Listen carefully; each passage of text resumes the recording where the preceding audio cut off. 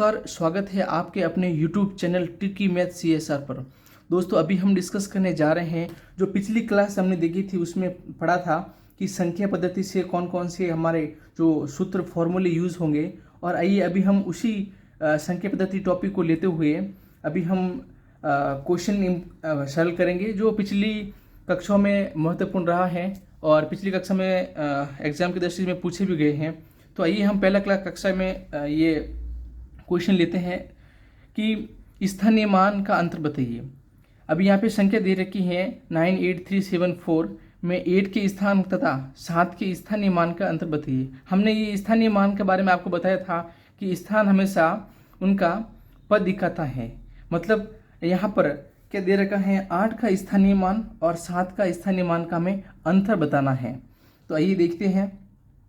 यहाँ पे संख्या दे रखी है 8, तो 8 का स्थानीय मान हो जाएगा। स्थानीय मान की बात करें तो हमने पहले बताया था कि स्थानीय हमेशा उनका स्थान बताता है कि उस संख्या में उसका स्थान कौन सा है। तो 8 का स्थानीय मान में स्थानीय 8 का मान बात करें तो 8 के बाद में कितनी संख्या आ रही है, उनके पीछे 0 लगा लो, शून्य लगा लो। और अभी दूसरी संख्या दे रखी है यहाँ पर 7 कि 7 का स्थानीय मान का क्या है, तो 7 का स्थानीय मान हो जाएगा हमारे पास। देखिए 7 के बाद में कितने आ रहे हैं संख्या, तो 1 आ रही हैं। तो इनका भी हमें क्या बताना है, अंतर बताना है।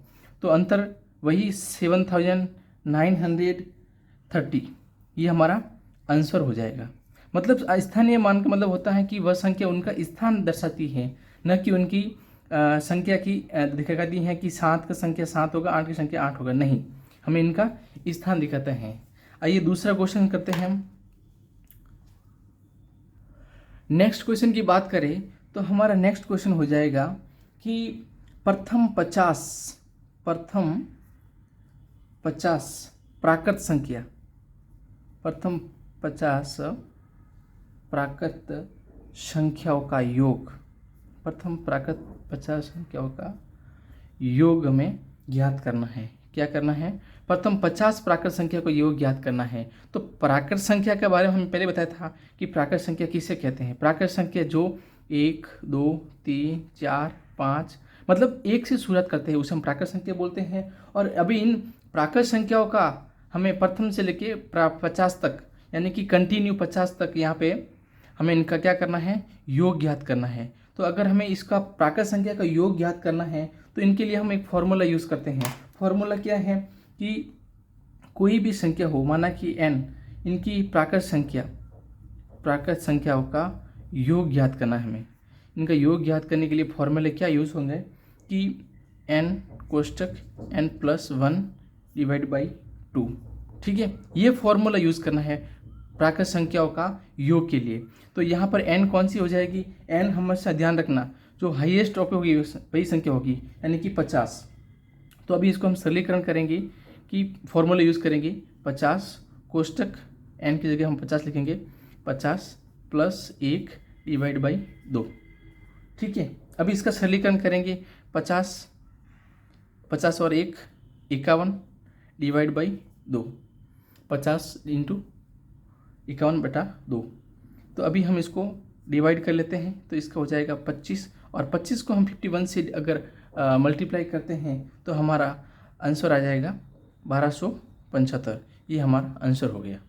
ठीक है, मतलब प्राकृत संख्या के अंदर प्राकृत संख्या किसे कहते हैं, 1 से शुरुआत होती हैं। और उन प्राकृत संख्या को अगर हमें कंटिन्यू प्राकृत संख्या दे रखी है और उनका योग करना है तो हमें ये फॉर्मूला यूज़ करना है। फॉर्मूला बहुत ही इंपॉर्टेंट है। फॉर्मूला के सिवा कोई भी क्वेश्चन सरल नहीं होता है। मैथ के अंदर यही है, जितना फॉर्मूले याद होंगे उतने ही आपको क्वेश्चन याद किए जा सकते हैं या सरलीकरण कर सकते हैं। आइए अभी हम नेक्स्ट क्वेश्चन देखते हैं। नेक्स्ट क्वेश्चन की बात करें तो एक क्वेश्चन है कि 4 अंकों की बड़ी से बड़ी मतलब हाईएस्ट संख्या 4 अंकों की। ठीक है, 4 अंकों की बड़ी से बड़ी और साथ ही 3 अंकों की छोटी से छोटी मतलब लोएस्ट, छोटी से छोटी, 4 अंकों की बड़ी से बड़ी और 3 अंकों की छोटी से छोटी संख्या का हमें क्या करना है, अंतर बताना है। संख्या का अंतर, यानी कि उन दोनों संख्या के अंदर हमारा डिफरेंस क्या आ रहा है वो हमें ज्ञात करना है। तो देखो इसको कैसे करते हैं, क्वेश्चन में दे रखा कि 4 अंकों की सबसे बड़ी से बड़ी, 4 अंकों की सबसे बड़ी संख्या कौन सी होती है दोस्तों? तो ये हो जाएगा हमारे पास 9999। अब देखो ये 4 डिजिट हैं, 4 अंक हैं, साथ ही इसमें क्या हो रहा है, सबसे बड़ी से बड़ी संख्या है। 9 से बड़ी कोई संख्या हो ही नहीं सकती, उसके बाद में तो 10 बन जाता है, और 10 बनने के बाद में वो संख्या 4 अंकों की नहीं 5 अंकों की बन जाती है। इसलिए 4 अंकों की सबसे बड़ी से बड़ी संख्या ये हो गई। और क्या कहा गया है कि दूसरा में कि 3 अंकों की छोटी से छोटी संख्या। अभी 3 अंकों की छोटी से छोटी संख्या कौन सी होगी? तो वो होगी हमारा 100। 100 है, ये बस 100 से छोटी संख्या कोई हो ही नहीं सकती। अगर 99 करेंगे तो वो 2 अंकों की हो जाएगी, ठीक है। तो ये सबसे छोटी डिजिट है 3 अंकों की। अब इनका क्या करना है, हमें अंतर बताना है। तो 9009 में 199 में से अगर 100 माइनस करते हैं तो हमारा आंसर क्या हो जाएगा? हमारा आंसर हो जाएगा 9899। ये इनका आंसर हो जाएगा। मतलब 4 अंकों की बड़ी से बड़ी संख्या करना है और छोटी से छोटी संख्या, इनका हमें क्या बताना है? अंतर बताना है। नेक्स्ट क्वेश्चन की बात करें तो नेक्स्ट क्वेश्चन हमारा हो जाएगा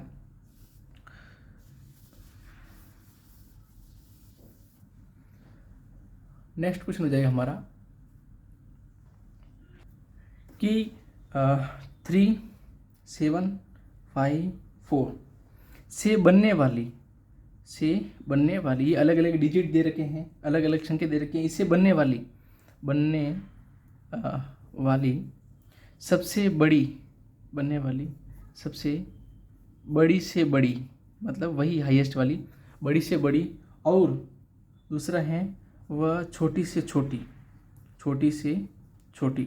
बड़ी से बड़ी और छोटी से छोटी, इनकी भी संख्या का क्या करना है? हमें अंतर बताना है। संख्या का हमें क्या करना है? अंतर ज्ञात करना है। तो अंतर का ज्ञात कैसे करेंगे? अभी मतलब क्वेश्चन में दे रखा है कि अलग अलग डिजिट दे रखे हैं। अब इन्हीं डिजिट से हमें क्या करना है? एक बड़ी संख्या बनानी है और उसी में से इनकी भी एक सबसे छोटी संख्या बनानी है और फिर इनका हमें अंतर ज्ञात करना है। तो देखिए, आइए शुरुआत करते हैं। देखो, बड़ी से बड़ी अगर संख्या क्रम में बनाना है तो क्या करना है हमें? सबसे पहले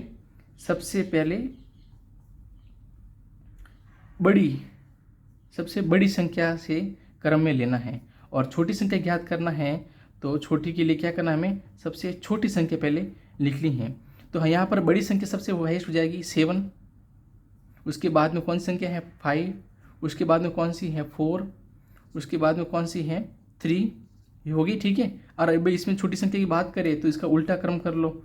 देखो 3, 4, 5 और 7। अभी इनका हमें क्या करना? अंतर ज्ञात करना है। तो इसको माइनस कर लेते हैं। तो माइनस करते हैं तो इसका हमारा आंसर हो जाएगा, अगर इसमें से 754,000 में से 3457 माइनस करेंगे तो हमारा आंसर हो जाएगा 6804। ये हमारा आंसर हो जाएगा, ठीक है। नेक्स्ट क्वेश्चन की बात करते हैं। देखो, इसी क्वेश्चन में मतलब इन्हीं क्वेश्चन में से हमने इनको क्या किया है? बड़ी संख्या बनी है और छोटी संख्या बने करने का अंतर ज्ञात किया है। नेक्स्ट क्वेश्चन की बात करते हैं। क्वेश्चन हो जाएगा हमारा कि 3, 4, 5 स्टार 6, 7। अब इनमें से हमें क्या करना है? स्टार की जगह हमें वो संख्या कौन सी यूज़ करनी है या कौन सी संख्या हमें यहाँ रखनी है कि वो की जगह कौन सी न्यूनतम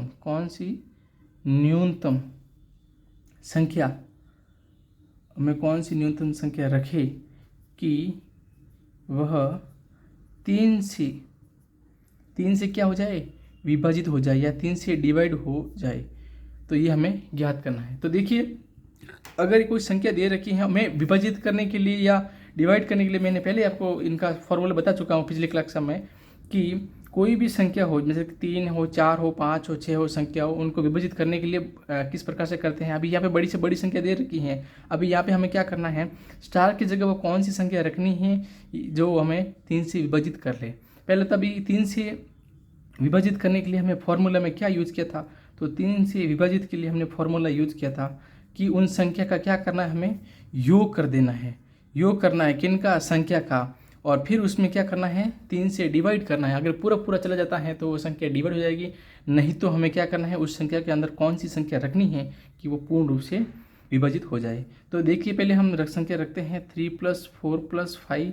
हमें स्टार की जगह कोई संख्या रखनी है, उसके बाद में ये संख्या आ रही है। अब हम संख्या को पूरी प्लस करते हैं तो हमारा हो जाता है 7 × 5 = 12 + 6 = 18 + 7 यानी कि 25। 25 हमारी संख्या हो जाएगी। अब हम इस 25 संख्या के अंदर 3 का भाग देंगे तो भाग कितने बार जा रहा है, 8 बार जाएंगे तो 24 आएंगे। कितना आएगा, 24 आएगा। और एक संख्या हमारा यहाँ पर संख्या 25 आ रही है। तो अभी हमें 24 के बाद में हमें कौन सी संख्या आएगी, 3 में से चली जाएगी। तो एक काम करते हैं, 24 को प्लस हम 3 कर लेते हैं तो कितनी हो जाएगी, 27। तो मतलब नेक्स्ट संख्या हमारी 27 आएगी। तो यहाँ पे 25 के हमें 27 यूज़ करना, लेकिन 25 आया है। तो इनके दोनों का डिफरेंस कितना आ रहा है, तो डिफरेंस आ रहा है साथियों हमारा 2। तो हमें स्टार की जगह अब हमें क्या करना है, वो 2 लिखना है कि वो 3 से पूरी संख्या विभाजित हो जाएगी, 3 से पूर्ण रूप से वो भाग संख्या कट जाएगी। ठीक है, तो हमारे इसका आंसर हो जाएगा 2। नेक्स्ट एक पर्सन बात करते हैं, देखते वो हो जाएगी हमारी P/Q के रूप में। यानी कि कोई भी संख्या जो P/Q के रूप में लिखी हुई होती हैं उन्हें हमें क्या करना है, उनके भिन्नों का योग ज्ञात करना है, या भिन्न ज्ञात करनी है, या सबसे बड़ी भिन्न ज्ञात करनी है, या सबसे छोटी भिन्न ज्ञात करनी है। माना कि ये क्वेश्चन दे रखा है यहाँ पे 2/5, 3/4, 5/7, 9/10। अब इनमें से हमें क्या करना है, इनमें से हमें सबसे बड़ी, सबसे छोटी या सबसे बड़ी, माना कि पर्सन लेते हैं सबसे छोटी भिन्न। अभी हमें इनमें क्या करना है, सबसे छोटी भिन्न हमें क्या करना है, ज्ञात करना है। अभी इनमें सबसे छोटी भिन्न कौन सी होगी, तो देखो सबसे छोटी भिन्न को, ऐसे पर्सन को हम अगर जो P/Q के रूप में लिखी हुई होती हैं और उसमें हमें क्या करना है, भिन्नों का डिफरेंस ज्ञात करना है या भिन्नों की स्थिति ज्ञात करनी है। तो देखो अभी हम यहाँ पे क्या करेंगे, ये संख्या दे रखी है 2/5, 3/4, 5/7 और 9/10। अब हमें इनकी गणना करनी है कि इनमें से कौन सी वो सब भिन्न है जो सबसे छोटी हैं। तो अब 2 से तो 2 5 का डिवाइड से करेंगे नहीं, 4 का तो 3 के अंदर भाग जाएगा नहीं। तो हमें क्या करना है, इनके अंशों में क्या करना है, इनके अंश में क्या करना है, हमें संख्या के पीछे क्या लगा देना है, 0 लगा देना है। 0 लगाकर हम इसे संख्या को बड़ी कर सकते हैं। फिर हम इसमें संख्या का अगर सबके पीछे 0 लगा देंगे तो इसके हमारा पूरा भाग चला जाएगा या भाग जाने की संभावना बन जाती है। तो अगर हम अब देखो 20 का हम 5 से डिवाइड करेंगे तो 4 आएगा। 30 के अंदर 4 का भाग देंगे तो हो जाएगा हमारा 7 चौक 28 और फिर पॉइंट लगाएंगे, 28 का 2 बचा तो 20, 20 में 4 का भाग दिया तो 5। नेक्स्ट बात करते हैं, 5 के अंदर 7 का भाग दिया तो 7 7 इंटू 49, 1 बचा, 1 के अंदर 1 डिजिट लिया तो ये 1 हो गया। ठीक है, एलसीएम हो गया, सॉरी एलसीएम क्या है अपना। आगे बात करते हैं, 10 का डिवाइड करेंगे 90 के अंदर तो ये 9 बार जा रहा है। तो देखो अब हमारी संख्या क्या होगी, सरलीकरण होगी। अब हमें बताना है कि सबसे छोटी भिन्न कौन सी है। तो सबसे छोटी भिन्न यानी कि 4 सबसे छोटी आ रही है, देखो। ठीक है, तो ये हमारा क्या हो जाएगा, आंसर हो जाएगी। अब 4 सबसे छोटी है तो 4 कौन सी भिन्न थी, वो थी 2/5। तो इनका आंसर हो जाएगा हमारा 2/5 जो भिन्न है वो सबसे छोटी भिन्न होगी। ये हमारा आंसर हो जाएगा। मतलब अगर P/Q के रूप में कोई संख्या आती है और हमें उसमें सबसे छोटी भिन्न या सबसे बड़ी संख्या ज्ञात करनी है तो उनका हमें क्या करना पड़ेगा, उनके अंशों में 0 लगा के उसके डिवाइड करेंगे तो फिर हमारी संख्या सरलीकरण हो जाएगी। और फिर उसके बाद हम ज्ञात कर सकते हैं कि सबसे छोटी संख्या कौन सी है और सबसे छोटी भिन्न कौन सी है या सबसे छोटी बड़ी भिन्न कौन सी है। अब इसमें सबसे छोटी भिन्न तो ये हो गई 4, यानी कि 2/5 जो ले संख्या है वो हमारी सबसे छोटी भिन्न है। और बड़ी भिन्न की बात करें तो यहाँ पर सबसे ज़्यादा डिजिट 9 आ रहे हैं तो 9 यानी कि 9/10 ये हमारी सबसे बड़ी भिन्न होगी। ठीक है, नेक्स्ट क्वेश्चन देखो। क्वेश्चन रहेगा हमारा कि किसी संख्या है, माना कि कोई संख्या है, कोई भी संख्या दे रखी, जैसे कि यहाँ पे दे रखा है अपना माना ले लेते हैं 119 से अगर हम भाग देते हैं, से भाग देने पर अगर हम इस संख्या से क्या है भाग देने पर हमारा 19 अगर हमारा शेषफल बचता है, 19 शेष बचे यानी कि शेषफल बचे, तो अगर हम इसी संख्या को अगर 17 से भाजित करते हैं, 17 से हम अगर भाग देते हैं या इसे डिवाइड करते हैं तो देने पर इनका कितना शेषफल बचेगा वो हमें ज्ञात करना है। तो ये बड़ी गणना करने की कोई ज़रूरत नहीं है, हम छोटे से ट्रिक से भी याद कर सकते हैं। ट्रिक क्या रहेगी कि सीधा क्या करना है, हमें सीधा शेषफल के अंदर जो शेषफल आ रहा है उस शेषफल में नई संख्या की भाग दे, नई संख्या की भाग दे, संख्या का भाग दे। जैसे देखिए अभी यहाँ पर दे रखा है कि 100 किसी संख्या है 119 है, इसमें अगर हम 19 का भाग देते हैं, ठीक है, नहीं सॉरी इसी के अंदर किसी का भाग देते हैं तो 19 शेष बचता है। 19 हमारा क्या बचता है, शेष बचता है। अगर हम इसको 17 से भाग देने पर कितना शेषफल बचेगा, तो कुछ भी नहीं करना है, हमें जो शेषफल दे रखा है 19 उसके अंदर 17 का भाग दे दो, तो 17 का भाग एक बार जाएगा और पीछे शेषफल कितने बचेंगे, शेषफल बचेंगे 2। ठीक है, 17 एकम 17 और 2 19। तो ये डायरेक्ट हमारा आंसर आ गया कि 2 इनका क्या हो जाएगा, सीधा शेषफल नई संख्या ज्ञात करना है तो कितना शेष बचेगा, तो वो हमारा होगा 2। मतलब हमें इसकी संख्या के अंदर उसका 17 का भाग दे के उसकी गणना नहीं करनी है, हमें डायरेक्ट क्या करना है, उसका तो भाग दे दिया है और उसका शेषफल अगर 19 बचा है और वो संख्या 19 से कम है, 17 से डिवाइड कर रहे हैं, तो उसकी हमें डायरेक्ट शेषफल में इसका भाग देकर जो शेषफल बचता है वो हमारा क्या हो जाएगा, नया शेषफल हो जाएगी, हमारा आंसर हो जाएगा। नेक्स्ट देखो, संख्या पद्धति के अंदर अगर हम नेक्स्ट क्वेश्चन की बात करें तो हमारा क्वेश्चन हो जाएगा कि कोई संख्या दे रखी है, संख्या दे रखी है, माना कि संख्या है 120। 120 का क्या करना है हमें, 120 का 2/3, 2/3 बोलते हो, ठीक है, 2/3 80 के 1/3, 80 के 1/4 कर लो, सॉरी 1/4, 80 के 1/4, ठीक है, से कितना अधिक है, यानी कि इनका कितना अंतर है, दोनों का कितना अधिक है, से कितना अधिक है। तो देखिए यहाँ पे संख्या को हमें प्रश्न को समझना चाहिए कि किसी संख्या 120 का, जो संख्या दे रखी है 120 का मतलब गुणा से ले लो, एक संख्या 120 का से 2/3 का मतलब होता है 2/3, 2 का मतलब 2/3 का मतलब होता है 2/3, ठीक है। और दूसरी संख्या दे रखी है कि 80 के 1/4, 80 के 1/4 यानी कि 1/4 का कितना अधिक है, हमें क्या करना है, अंतर ज्ञात करना है इन दोनों का अंतर। तो कुछ नहीं करना है, दोनों को सरलीकरण कर लो और अंतर माइनस कर लो, ये दोनों का अंतर आ जाएगा। कैसे करेंगे, तो देखो 120 को 3 से डिवाइड करेंगे तो 40 हो जाएगा और 40 को हम 2 से मल्टीप्लाई करेंगे तो हमारा 80 हो जाएगा। हमें इनका क्या ज्ञात करना है, अंतर ज्ञात करना है, कौन किसने अधिक है, कितना अधिक है। 80 को हम 4 से डिवाइड करेंगे तो हमारा 20 हो जाएगा और 20 को हम 1 से मल्टीप्लाई करेंगे तो 20 ही आएगा। अभी इनका अंतर कितना हो जाएगा, अंतर हो जाएगा 60। 60 क्या है, इससे अधिक है, मतलब 120 का 2/3, 120 का 2/3 80 के 1/4 का कितना अधिक है, तो वो हमारा हो जाएगा 60 हमारा आंसर हो जाएगा। मतलब ये कम और अधिक को बता रहा है, ठीक है। प्रश्न को हमें समझना चाहिए। नेक्स्ट देखिए, प्रश्न की बात करते हैं। क्वेश्चन दे रखा है कि दो संख्या है, दो संख्याओं के व्युत्क्रम, दो संख्याओं के व्युत्क्रम, ये इंपॉर्टेंट है, हाँ व्युत्क्रम याद रखना आप, क्वेश्चन का मतलब समझना चाहिए हमें। व्युत्क्रमों का योग, व्युत्क्रमों का योग कितना आ रहा है, व्युत्क्रमों का योग 7/24 हैं। यदि इनमें से एक संख्या है, यदि उनमें से एक संख्या कितनी है, एक संख्या का मान है 6, तो हमें क्या करना है, दूसरी संख्या ज्ञात करनी है, दूसरी संख्या हमें क्या करनी है, ज्ञात करनी है। तो पहले मैं आपको एक ट्रिक बता लेना चाहता हूँ। ट्रिक क्या है, तो ट्रिक है कि व्युत्क्रम क्या होता है, व्युत्क्रम किसे कहते हैं, जिसे हम P/Q यानी कि बट्टे के रूप में लिखते हैं। P मतलब व्युत्क्रम मतलब होता है बट्टा के रूप में लिखना, ठीक है, बट्टे के रूप में। माना कि जो संख्या दे रखी है 6, अभी इसको बट्टा कैसा होगा, 1/6 होगा, ठीक है। तो देखिए क्वेश्चन को कैसे करते हैं कि दो संख्याओं का व्युत्क्रमों का योग, यहाँ पे संख्याओं का व्युत्क्रमों का योग करते हैं तो 7/24 है और उनमें से एक संख्या का मान दे रखा है 6, तो दूसरी संख्या में क्या करना है, ज्ञात करना है। तो इनका कुल योग हो जाएगा, कुल योग कितना होगा, कुल योग होगा हमारा 7/24। पहली संख्या की बात करें तो उनमें से एक संख्या दे रखी है 6 का मतलब व्युत्क्रम क्या होता है, 1/6। अब इसमें से इनका अंतर माइनस कर लेते हैं तो दूसरी संख्या भी आ जाएगी, तो 7/24 माइनस 1/6। अब इन संख्या का अगर हम गणना करते हैं तो देखो कैसे हो जाएगी, दोनों का लसब लिया 24 आया और 24 का लसब आया है, तो इसमें 24 का 7 बार एक बार गया और माइनस 6 में 4 बार गया, तो 4 माइनस करते तो 7 में से 4 गए तो 3/24। 3/24 का मान का बात करें, 3 ने 24 को काट दिया, कितनी बार कटा, 8 बार कटा। तो ये दूसरी संख्या हमारी क्या हो गई, 8 इनका आंसर हो जाएगा। मतलब पहली संख्या तो हमें 6 दे रखी थी, उसका व्युत्क्रम क्या था, 1/6 किया।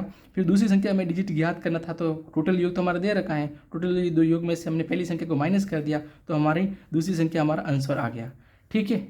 नेक्स्ट क्वेश्चन की बात करते देखो, अगला क्वेश्चन हमारा ये आ रहा है कि क्वेश्चन कोई दे रखा है कि माना कि इंटू 114 इंटू 113। अब हमें इसमें क्या करना है, इसका संख्या का जो इकाई अंक है, इकाई का अंक हमें क्या करना है, ज्ञात करना है। हमें इन इकाई का अंक ज्ञात करना है। मतलब अब इन सबको तो क्या मल्टीप्लाई करके फिर हम इस इकाई अंक ज्ञात नहीं करेंगे, हमें इसका ट्रिक याद करना है। ट्रिक क्या है कि अगर इकाई अंक की बात कर रहे हैं तो सभी संख्या का इकाई मान ले लीजिए। मानेंगे इकाई का मान हो जाएगा 2, इकाई का मान हो जाएगा 4, इकाई का मान हो जाएगा 3। अब हम इनको क्या कर लेंगे, सबको सरलीकरण कर लेंगे। 2 को 4 से डिवाइड किया, सॉरी मल्टीप्लाई किया तो 8 हो जाएगा, और 8 को 3 से मल्टीप्लाई किया तो ये हो जाएगा हमारा 24, यानी कि 8 इंटू 3 यानी कि हो जाएगा हमारा 24। और 24 में से हमें क्या ज्ञात करना है, इकाई अंक ज्ञात करना है। तो हमारा फर्स्ट डिजिट जो होगा वही हमारा इकाई अंक होता है। तो ये इसका हमारा आंसर क्या हो जाएगा, 4 हमारा इकाई आंसर है। ठीक है, मतलब इकाई का कोई भी संख्या का सरलीकरण दे रखा है तो हमें इसका फर्स्ट इकाई अंक को लेके हमें क्या करना है, अगर मल्टीप्लाई देगा तो मल्टीप्लाई करना है, और प्लस है तो प्लस करना है, माइनस है तो माइनस करना है, और हम क्या कर सकते हैं, इनको इकाई अंक ज्ञात कर सकते हैं। ठीक है साथियों, अभी हम नेक्स्ट अगली कक्षा में बात करेंगे और यही हमारा संख्या पद्धति होगा। Thank you.